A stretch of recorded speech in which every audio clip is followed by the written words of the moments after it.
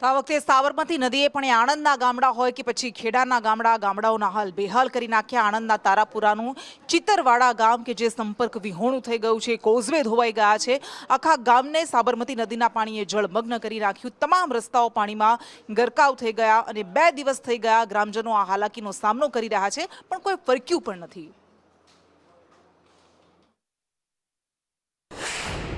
આ મુસીબતે ચિતરવાડા ગામની અંદર અમે ટ્રેક્ટર દ્વારા પ્રવેશી ગયા અને હાલ પહોંચેલા છે ટાંકીવાળા ફળિયામાં। કેટલીક મહિલાઓ છે કે જેમની સાથે પોતાની ઘરવખરી અત્યારે રહી નથી, ખતમ થઈ ગઈ છે, કેમ કે 2 દિવસથી ગામ જે છે એ ગળાડૂબ પાણીમાં છે। શું સમસ્યા છે અહીંયા તમારે? અમારા ઘરમાં અનાજ હજુ રહ્યું નહીં, કશું દે શાકભાજી રહ્યું નહીં। 3 દિવસથી અકબર ઇમનામ છે, 10 દાડા તો ખાતા જ નતા। લોટ હતા તે બનાવીને ખાતા હતા, તો કોઈ રહ્યું નહીં। હવે શું કરીએ અમે? જો અમારે મજૂરી સાહેબ નથી તો અમે બેઠી તો આગળ રસ્તામાં છે તે પાળા કરી દીધા છે, તો પાળાથી પાણી ખાતું નથી, તો અમારે બાળ બચ્ચાને અમારે શું ખવડાવવું, કેમ દેવું?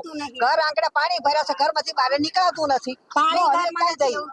પાણી અમે પાણી તો પીવા માટે તો મરવી ચીસી પાણી નથી પીવા, આ પાણી પી લઈ, પણ અમારે ખાવું શું? ખાધામાં શું પાણી પીવી? ચિતરવાડાને જોડતા તમામ માર્ગો અત્યારે પાણીમાં ગરકાવ થયા છે અને આ ગામ જાણે એક જળાશય હોય તેવી પરિસ્થિતિ અહીંયા સર્જાઈ છે। ને અહીંયા આવવા માટે માત્ર 2 જ સાધન અહીંયા કામ કરી શકે છે, એક છે ટ્રેક્ટર અને બીજું હોડી।